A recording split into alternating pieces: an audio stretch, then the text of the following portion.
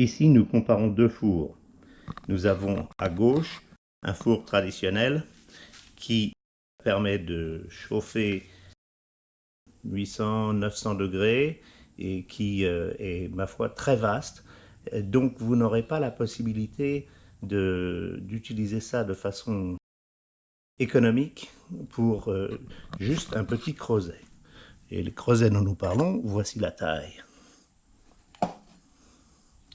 10 cm par 11. Nous avons décidé de fabriquer notre propre four. Et dans ce cas, voici le modèle. C'est un four qui est conçu avec un cylindre en matériaux réfractaires de haute température, ainsi que des matériaux qui s'appellent des fibres céramiques.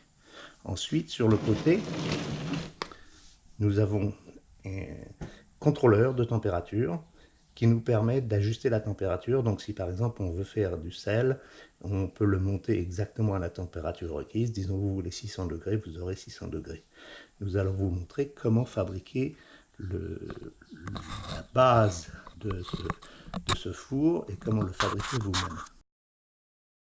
Afin de réaliser le four que vous avez vu, il va nous falloir fabriquer nous-mêmes la base, c'est-à-dire le cylindre qui va nous permettre de chauffer avec une résistance à l'extérieur. Alors pour ceci, nous avons utilisé un produit qui est un produit d'une société Final Advanced Materials qui se trouve en Alsace. Nous mettrons le lien en bas de cette vidéo.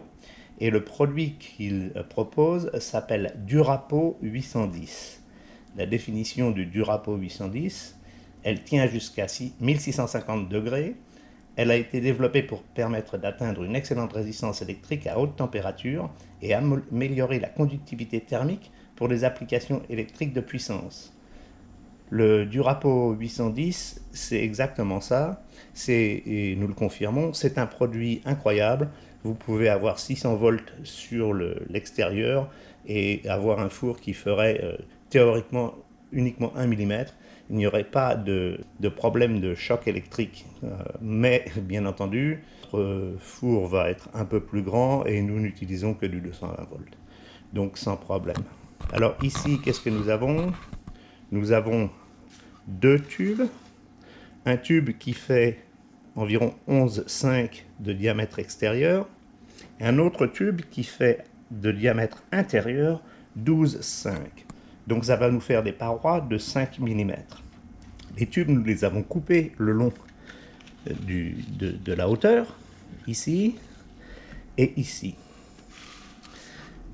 Ce tube, de façon à pouvoir démouler correctement, nous avons mis une tige en bois qui fait 6 ou 7 mm d'épaisseur et une couverture ici avec juste un morceau de scotch. Une fois que nous avons ceci, nous avons utilisé du silicone de façon à coller sur un morceau de Lexan les deux tubes emboîtés l'un dans l'autre. Il vous faudra faire très attention de façon à ce que vos parois soient bien régulières sur tout le tour. Et donc, nous allons utiliser le Durapo 810 pour faire la coulée. Vous aurez également besoin de ce qu'on appelle de la fibre céramique, c'est-à-dire un produit qui est d'une épaisseur différente. Vous en trouverez à 15 mm, vous en trouverez à 30 mm. Et ce produit va nous permettre d'enrouler le cylindre quand nous l'aurons fini, de façon à d'une part cacher la résistance et d'autre part pouvoir isoler correctement, de façon à ce que quand vous aurez le four complètement fini, vous pourrez toucher l'extérieur. Ce sont des produits assez extraordinaires. Vous voyez ici, la fibre céramique que nous utilisons provient de chez Cheminier Discounter et vous pouvez l'acheter au mètre et elle fait 25 mm d'épaisseur, tient à 1260 degrés Celsius, qui est très bien, et les dimensions sont de 1000 par 610 mm. Si vous en utilisez 2 mètres, ça il vous en coûtera 30 €. Notre four, une fois terminé, va pouvoir monter aux températures de 1200 degrés, comme nous l'avons indiqué plus haut, Mais pour notre utilisation de four de spagyrie, vous voyez ici que notre but à atteindre est de 550 degrés. Nous venons d'allumer le four, il est uniquement à 28 degrés. Et le creuset ira à l'intérieur. Nous vous montrerons un outil pour ne pas vous brûler. Pour l'instant, il n'est que 29 degrés, on peut le faire à la main. Et vous voyez ici le creuset et puis la sonde de température que l'on a mise à l'intérieur, proche de la paroi. Ici, nous allons préparer le centre du four, c'est-à-dire la partie qui va résister à haute température. Et pour ceci, nous avons besoin d'un produit que nous avons déjà décrit, qui est vendu en France à Mulhouse et qui est d'une société américaine qui s'appelle Cotronix. Le produit que nous utilisons s'appelle Durapo 810 et celui-ci est finalement presque de l'alumine pur. C'est un produit qui va résister à 1800 degrés Celsius, donc beaucoup plus que ce dont nous avons besoin. Là, nous avons mesuré 1 kg de cette poudre et pour cela, nous ajoutons dessus 130 ml d'eau. En réalité, on utilise un petit peu plus parce que je voudrais que ça rentre dans le moule sans problème et donc avoir une petite fluidité plus importante. Donc à 1% de plus, ça nous donne à peu près 140 ml. Le mélange se fait en versant l'eau directement sur l'alumine et ensuite en mélangeant le tout. C'est-à-dire qu'ici, il faut avoir un mélangeur ou bien le faire à la main. Plus facile avec un mélangeur. Voilà.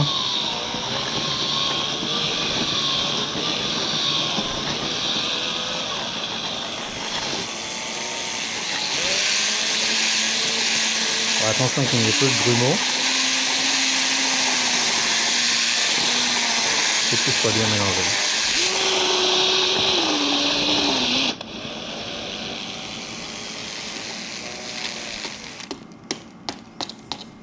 Quand ceci est prêt, on le verse directement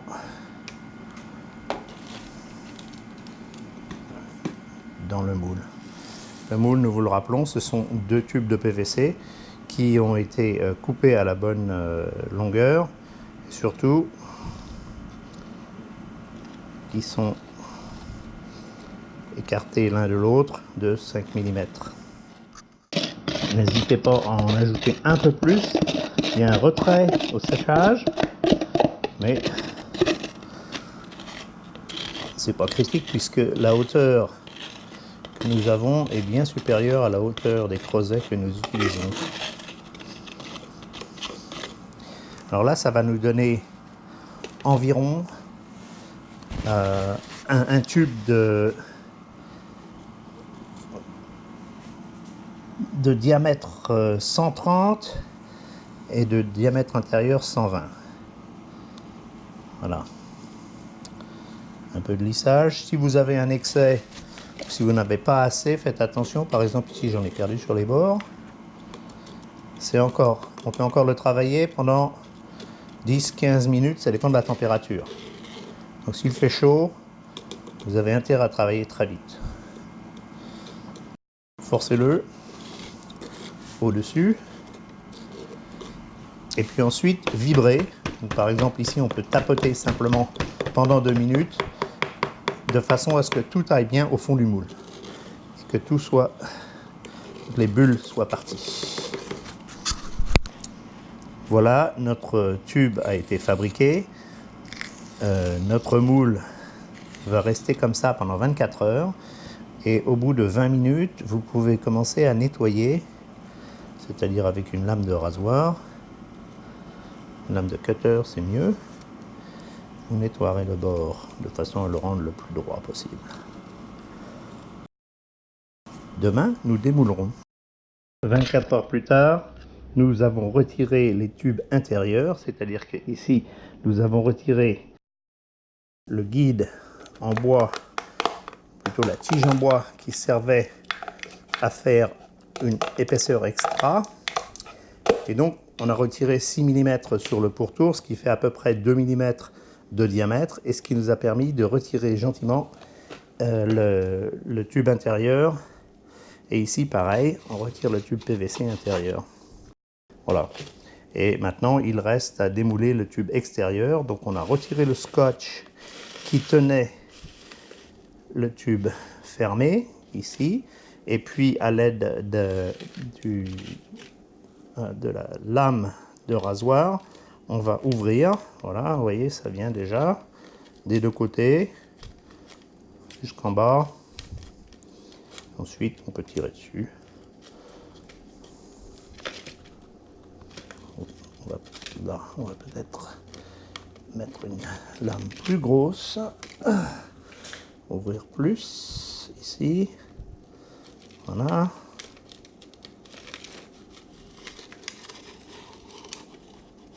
Et voilà. Nous avons maintenant notre tube intérieur.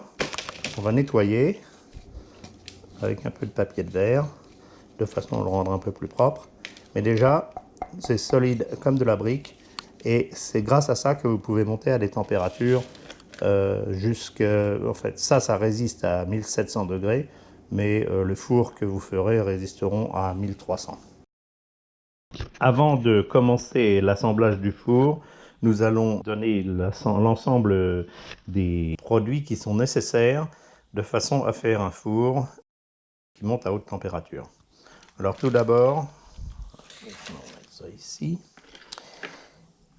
Vous aurez besoin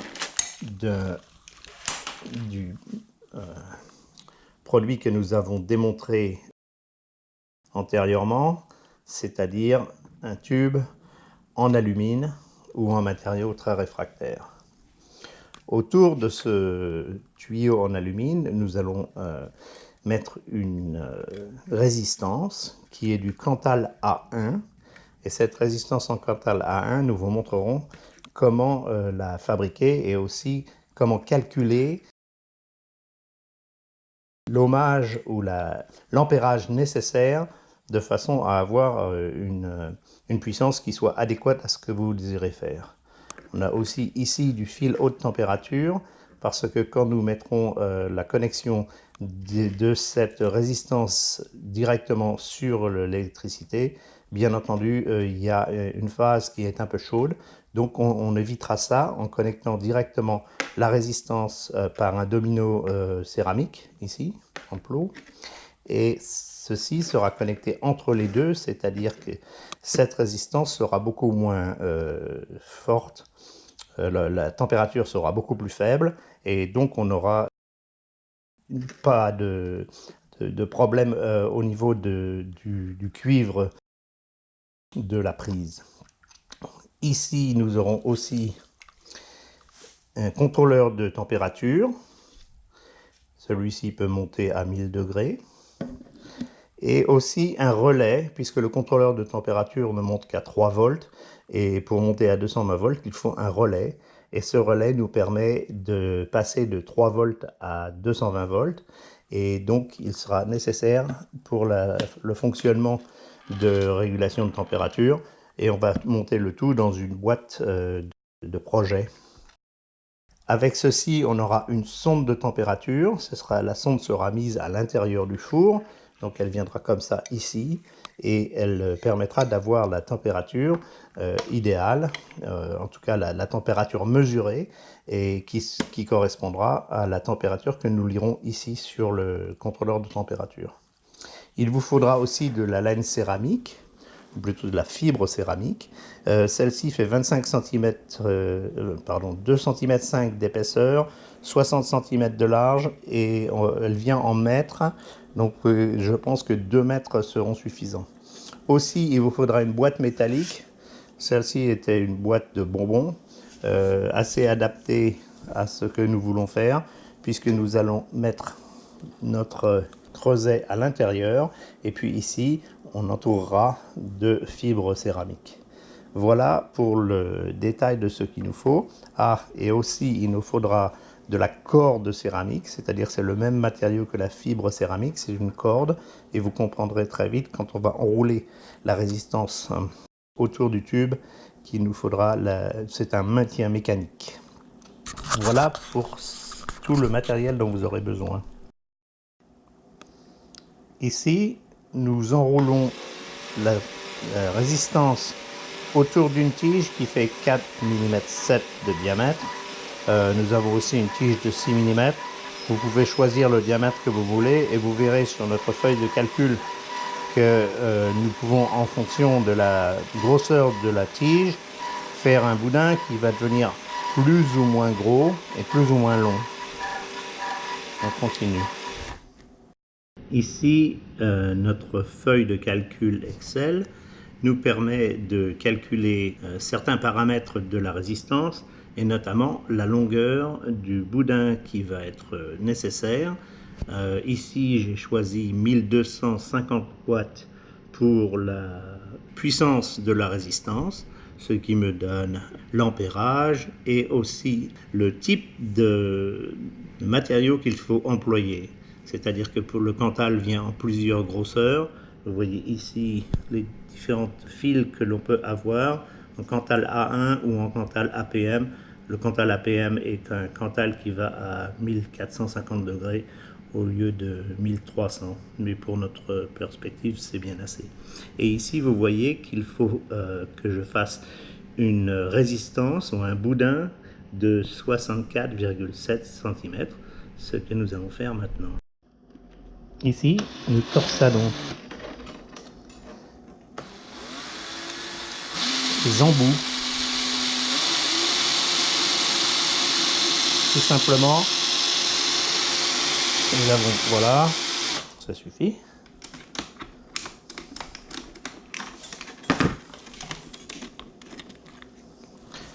Et on fait la même chose de l'autre côté.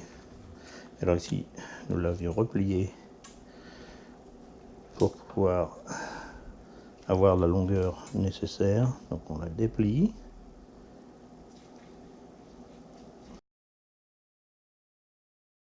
Et puis on fera la même chose, c'est-à-dire qu'on la plie en deux. Et puis on va torsader. Et cette cette torsade, nous permet d'obtenir beaucoup moins de résistance dans les embouts. Et donc le chauffage se fera principalement autour du tube et non pas en allant vers l'extérieur de la boîte métallique.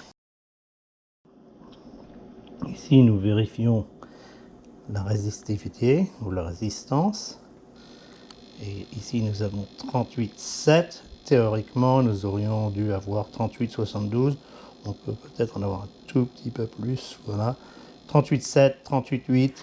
Donc c'est parfait. Ça veut donc dire que la puissance que nous pourrons obtenir de ce four sera bien de 1250 watts.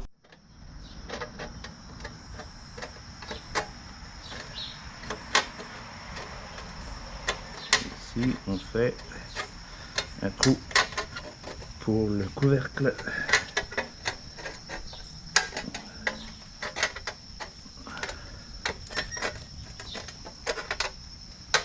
Voilà, ça devient comme ça, je dirais à peu près propre. En suivant un peu le guide qu'on s'est tracé. Ici, nous avons entouré le tube central avec de la corde haute température et de façon à faire 6 tours autour du tube. Et maintenant, on va poser la résistance à l'intérieur et faire 6 tours avec la résistance. Et voilà la résistance qui a été tirée à 2,45 m et maintenant mise autour du tube à l'intérieur de la corde, de façon à ne pas faire de contact quand on l'aura emballé. Et ceci permet d'avoir pas de court-circuit lors du montage et surtout lors de la fonctionnement. La première couche de laine fibre céramique, on calcule ici autour d'un tube. Voilà. Avec une grosse aiguille à carder, on a séparé la corde dans ses constituants. Donc ici, cette corde, elle est faite de plusieurs petits fils. On prend un de ces petits fils, et c'est ça qui va nous permettre de faire en sorte que la première couche de fibre céramique soit tenue autour du tube. Tout dans ce four marche en compression. Ici maintenant on a 2 couches de fibre céramique autour du tube. On a placé de la fibre céramique en dessous. Alors si vous n'avez pas assez de fibre céramique, vous pouvez mettre de la vermiculite parce que la chaleur à partir de à peu près 2 cm en dessous de cette fibre ici sera bien moindre. Donc la vermiculite résistera beaucoup et surtout c'est beaucoup moins cher. Et ensuite on a placé la sonde, comme vous voyez ici, c'est la sonde que nous avons placée avant de mettre notre résistance, et elle sort ici. Et maintenant, on va faire en sorte de mettre les 2 résistances électriques à peu près à la même hauteur que la sonde de température, de façon à faire un boîtier propre à l'extérieur. Les 2 embouts de la résistance sont maintenant passés à travers la boîte en métallique.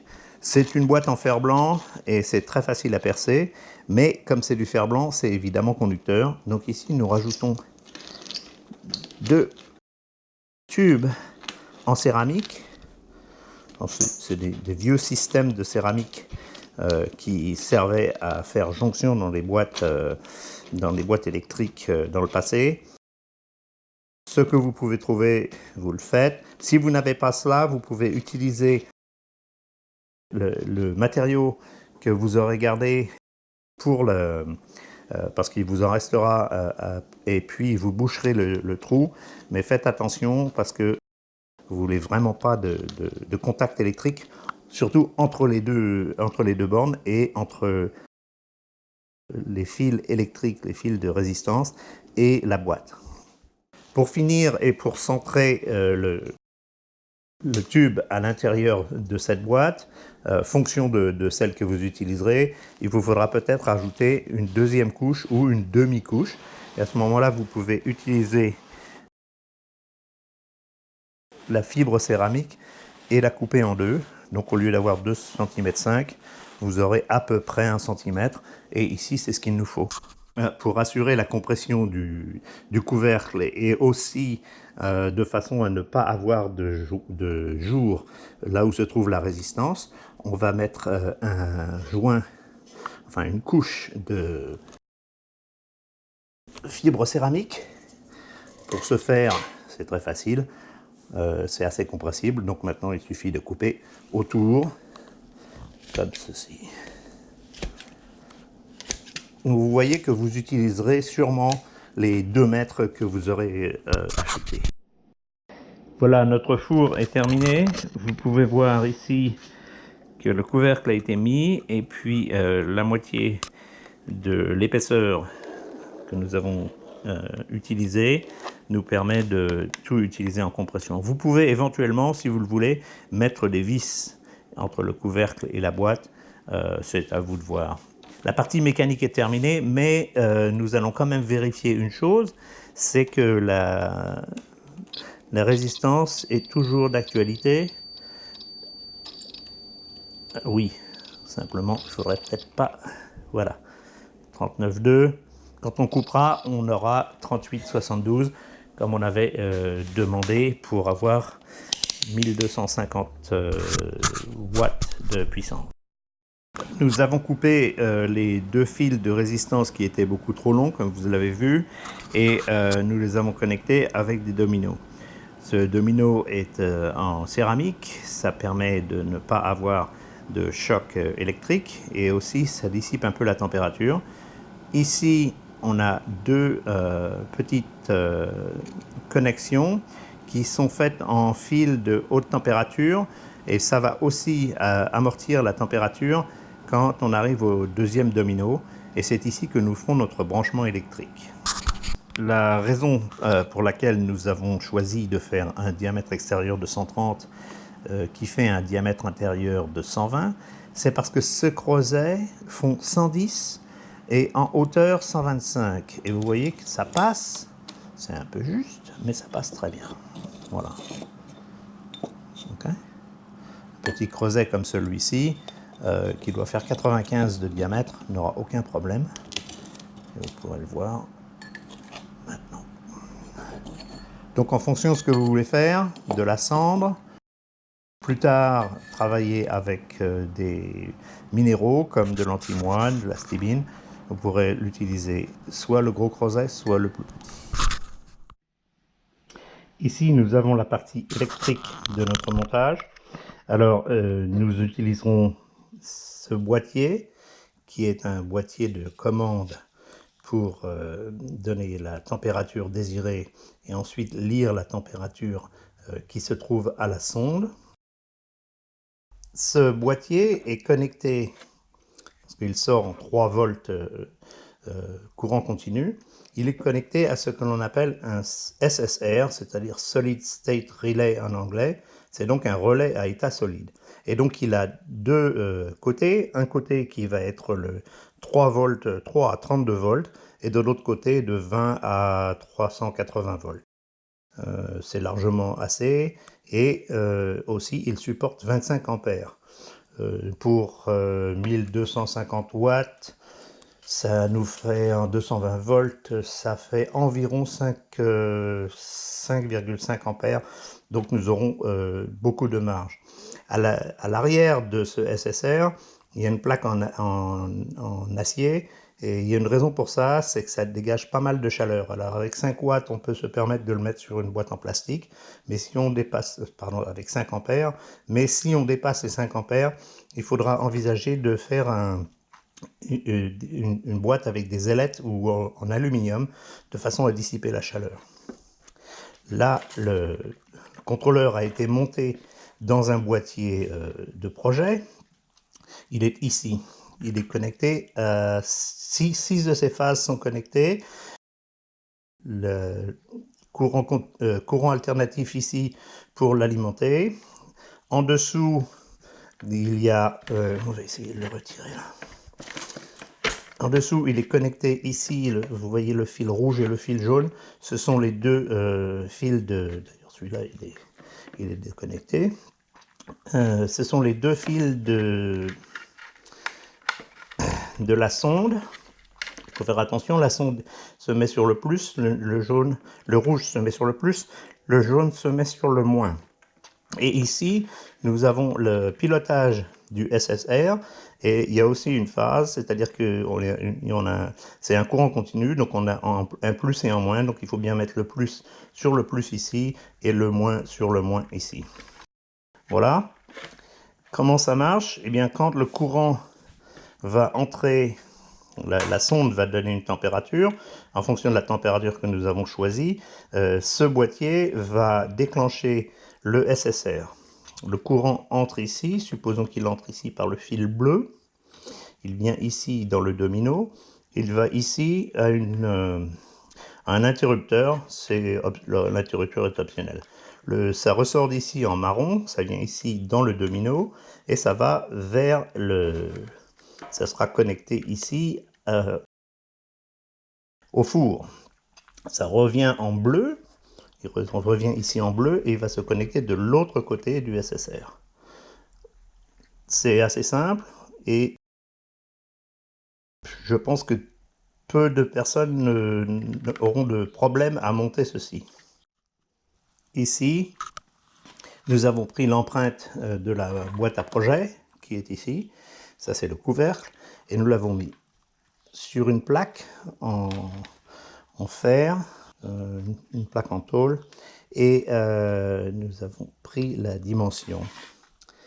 Autour, nous allons garder ce côté et ce côté. Et nous les plierons de façon à obtenir quelque chose comme ceci. C'est-à-dire que vous voyez ici, la boîte est décalée par rapport au four. La raison pour laquelle on fait ça, c'est parce que même si la fibre céramique résiste beaucoup et ne va pas transmettre beaucoup de température, si on reste pendant des heures, il faut bien voir que l'extérieur ici sera à 80-100 degrés. Et donc, au bout d'un moment, déjà, vous ne pouvez pas le toucher. Et ensuite, on a parlé de la dissipation de chaleur du SSR. Et il vaudrait mieux être assez loin, de façon à ne pas avoir de court-circuit ou de problème avec le SSR qui pourrait entrer en malfonction. Voilà, notre boîte a été assemblée, c'est pas encore fini, mais notre boîte a été assemblée sur la portion en fer blanc que nous avons découpée, et elle viendra comme ceci. Donc elle va d'une part cacher et protéger les fils, et d'autre part elle sera suffisamment loin pour ne pas être incommodée par les températures du côté du four. Voilà, notre four est essentiellement terminé. Nous avons ajouté la plaque, la tôle, pour faire une épaisseur de séparation entre le four proprement dit et le contrôleur. Ici, le contrôleur est allumé et la température monte dès que la sonde va avoir un petit peu de chaleur, qu'on sent déjà ici à la main. Et dès que la sonde va prendre plus de chaleur, la température devrait monter. Là, nous le testons, donc nous le mettons au minimum de voltage possible de façon à chauffer préalablement. Quand vous faites un four comme ça, il faut chauffer à 100, 200, 300, 400 et 500 degrés. Et à 500 degrés, vous allez encore avoir des fumées qui vont sortir. Vous faites ça dehors. Alors ici, par exemple, si on veut, là j'ai mis 213, on peut baisser la température désirée, on peut l'augmenter comme on veut. Et au bout de 8 secondes, le clignotement va cesser et la température actuelle va s'afficher. Voilà, donc là on est à 39, donc on va passer à 39, 40, 40, et on va monter à 200. En fait, on va monter à beaucoup plus que ça, parce que c'est des contrôleurs qui s'appellent PID, c'est-à-dire que le PID, ça veut dire proportionnel, intégration et dérivative, et donc c'est un contrôleur qui va monter plus haut que la valeur nominale, redescendre en dessous, remonter au-dessus, et faire une oscillation comme ça jusqu'à ce qu'il obtienne la température idéale.